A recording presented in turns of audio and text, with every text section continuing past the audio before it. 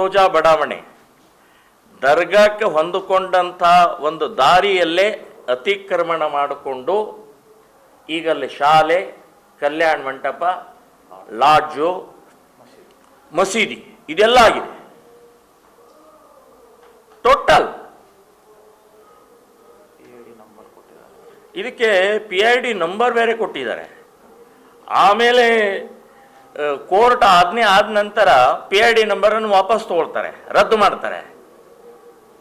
ಇದು ಮತ್ತು ಅಲ್ಲಿಯ ಕಾರ್ಪೊರೇಷನ್ ಕಮಿಷನರ್ ಹೇಳ್ತಾರೆ ಇದು ನಮಗೆ ಸಂಬಂಧಪಟ್ಟಿದ್ದೆಲ್ಲ ವಕ್ಫ್ ಬೋರ್ಡ್ಗೆ ಸಂಬಂಧಪಟ್ಟಿದ್ದು. ಕಾರ್ಪೊರೇಷನ್ ಕಮಿಷನರ್ ಅವರೇ PID ನಂಬರ್ ಕೊಟ್ಟಾಗ ಈ ಜ್ಞಾನ ಇರಲಿಲ್ವಾ? ವಕ್ಫ್ ಬೋರ್ಡ್ ಹೆಂಗೆ ಬರುತ್ತಾರೆ? ರಸ್ತೆ ಎಲ್ಲಿ ಬೇಕಾದಲ್ಲಿ ಏನು ಬೇಕಾದ ವಕ್ಫ್ ಬೋರ್ಡ್ ಅಂತ ಹೇಳಿ ಬೋರ್ಡ್ ಹಾಕ್ಬಿಡೋದಾ? ಇದನ್ನು ಕಬಳಿಸಿದವರು MIM ಮಾಜಿ ಅಧ್ಯಕ್ಷ.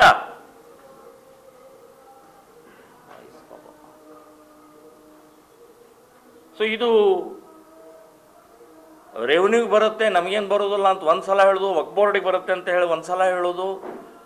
ಸೊ ಈ ರೀತಿಯ ವ್ಯವಸ್ಥಿತವಾಗಿ ಮುಸ್ಲಿಂ ಸಮಾಜಕ್ಕೆ ಅನುಕೂಲ ಆಗುವ ಹಾಗೆ DC, ಕಾರ್ಪೊರೇಷನ್, AC ಮತ್ತು ಸರ್ಕಾರದ ಎಲ್ಲ ವ್ಯವಸ್ಥೆ ಅವ್ರ ಪರವಾಗಿದೆ, ಕಾನೂನು ಪರವಾಗಿಲ್ಲ. ಕಾನೂನು ಪಾಲಿಸಬೇಕು ಅಂತನ್ನುವಂಥದ್ದಿಲ್ಲ. ಇದಕ್ಕೆ ಉತ್ತರ ಮತ್ತು ದಕ್ಷಿಣದ ಇಬ್ಬರೂ MLA ಫಾತಿಮಾ ಮತ್ತು ಅಲ್ಲಮ ಪ್ರಭುಗಳು ಇಬ್ಬರು ಬಹಳ ಸಪೋರ್ಟ್ ಆಗಿ ನಿಂತ್ಕೊಂಡಿದ್ದಾರೆ. ಅಂದ್ರೆ ಇದನ್ನೇ ಮಾಡೋರು ನೀವು.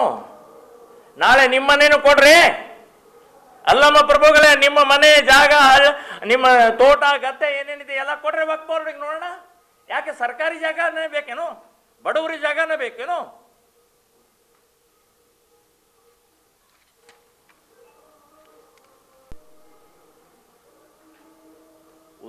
ಇದೇ ಮಾದರಿಯಲ್ಲಿ ಉದ್ಯಾನವನ ಇರ್ಬೋದು, ಸರ್ಕಾರಿ ಜಾಗ ಇರ್ಬೋದು, ಖಾಸಗಿ ಜಾಗ ಇರ್ಬೋದು, ಸಾಕಷ್ಟು ಅತಿಕ್ರಮಣ ಮಾಡಿದಂಥ ಬೇಕಾದಷ್ಟು ಸ್ಥಳಗಳೇ ಇದ್ದಾವೆ.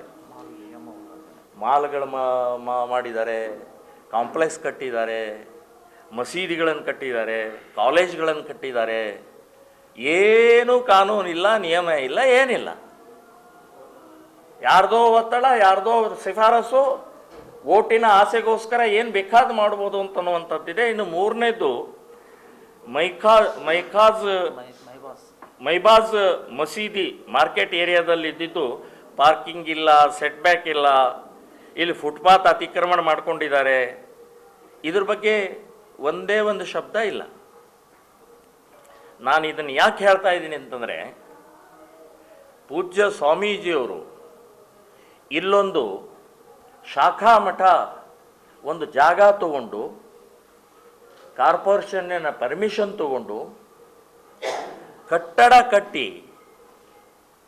ಕಟ್ಟಿ ಆದ ನಂತರ ಅದಕ್ಕೆ ನೀವು ಸತ್ಯವನ್ನು ಮುಚ್ಚಿಟ್ಟು ಕಟ್ಟಡವನ್ನು ಕಟ್ಟಿದಿರಿ, ಅತಿಕ್ರಮಣ ಮಾಡ್ಕೊಂಡಿದ್ದೀರಿ, ಇನ್ನೇನೋ ಕಾನೂನು ಉಲ್ಲಂಘನೆ ಮಾಡ್ಕೊಂಡಿದ್ದೀರಿ ಅಂತ ಹೇಳಿ 35 ದಿನದೊಳಗಡೆ ಇವರಿಗೆ ನೋಟಿಸ್ ಬಂದಿದೆ, ಅನುಮತಿ ರದ್ದು ಮಾಡಿದ್ದಾರೆ.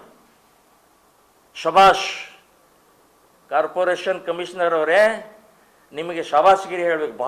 ಭಾಳ ಕ್ವಿಕ್ಕಾಗಿ, ಭಾಳ ಎಷ್ಟು ನಿಮ್ಮಲ್ಲಿ ಚಟುವಟಿಕೆ, ಎಷ್ಟು ಜಾಗೃತಿ ಇದ್ದೀರಿ. ಇವ್ಯಾಕಿಲ್ಲ? ಎಷ್ಟಿದಾವೆ ನಿಮಗೆ? ನಿಮ್ಮ ನಿಮ್ಮ ನಿಮ್ಮ ದಾಖಲೆಗಳ ರಾಶಿ ಇದಲ್ಲ ನಿಮ್ಮ ಕಚೇರಿಯಲ್ಲಿ, ಅದನ್ನು ತೆಗೀರಿ. 35 ದಿನದೊಳಗೆ ಕೊಡೆ. 2 ವರ್ಷ ಆಯ್ತು, 4 ವರ್ಷ ಆಯ್ತು ಅತಿಕ್ರಮಣ ಮಾಡ್ಕೊಂಡಿದ್ದಾನೆ, ಬಾಯಿ ಮುಚ್ಕೊಂಡು ಕೂತ್ಕೊಂಡು.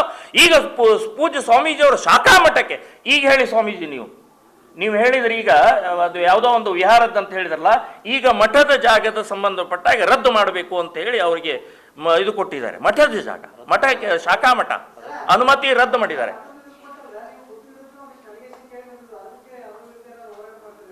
ಯಾವುದು? ಬುದ್ಧ ವಿಹಾರ.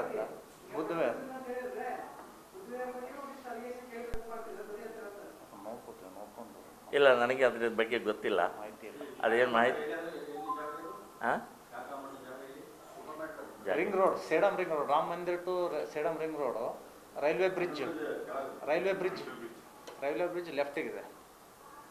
ಏಷ್ಯನ್ ಮಹಳೆ ಅಥವಾ ಅಡ್ಯಾಪ್ ಪೇಪರ್ ಕಂಟಿನ್ಯೂ ಕೊಟ್ಟಿರೋ ಏಷ್ಯನ್ ಅವ್ರು ಯಾರು ಇರ್ತಿಲ್ಲ. ಒಂದು ನಿಮಿಷ.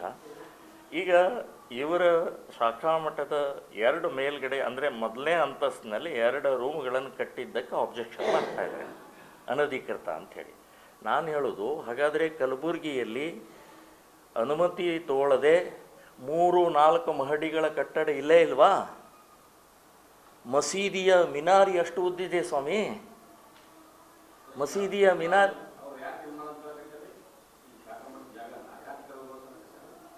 ಅವ್ರು ಸೆಟ್ ಬ್ಯಾಕ್ ಇಲ್ಲ ಅಂತ ಹೇಳ್ತಾರೆ, ಪಾರ್ಕಿಂಗ್ ಇಲ್ಲ ಅಂತ ಹೇಳ್ತಾರೆ. 400 ಚದರ ಅಡಿ ಪಾರ್ಕಿಂಗ್ ಬಿಟ್ಟಿವೆ.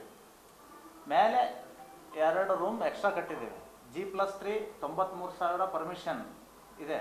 ಮೇಲೆ 2 ರೂಮ್ ಕಟ್ಟಿದ್ದೀವಿ. ಆಮೇಲೆ ನಿಮ್ಗೆ ಪರ್ಮಿಷನ್ ಕೊಡ್ತೀನಿ ಅಂತ ಹೇಳಿದರು. ಈಗಿದ್ರೆ ಸತ್ಯಾಂಶ ಮುಚ್ಚಿಟ್ಟು ನೀವು ಪರವಾನಗಿ ತೆಗೆದುಕೊಂಡಿದ್ದೀರಿ, ಹೀಗಾಗಿ ನಿಮ್ಮ ಪರವಾನಗಿ ರದ್ದು ಮಾಡಿದ್ದೀವಿ ಅಂತ ಹೇಳಿ, ಹಿಂಪಡೆದಿದ್ದೀವಿ ಅಂತ ಹೇಳಿ ನಮಗೆ 30 ದಿವಸನೊಳಗೆ ಎಲ್ಲ ಮುಗಿಸ್ಬಿಡ್ತಾರೆ.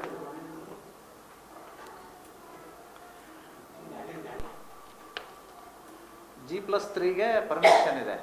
1, 2, 3 ಇದೆ. ಮೇಲೆ 2 ರೂಮ್ ಕಟ್ಟಿದ್ದೀವಿ. 2 ರೂಮ್ ಒಂದಂತೂ ಸ್ಟೇರ್ ಕೇಸಿಗೆ ಇದ್ದೇ ಇರುತ್ತೆ, ಒಂದು ಎಕ್ಸ್ಟ್ರಾ ರೂಮ್ ಹಾಕೊಂಡಿದ್ದು.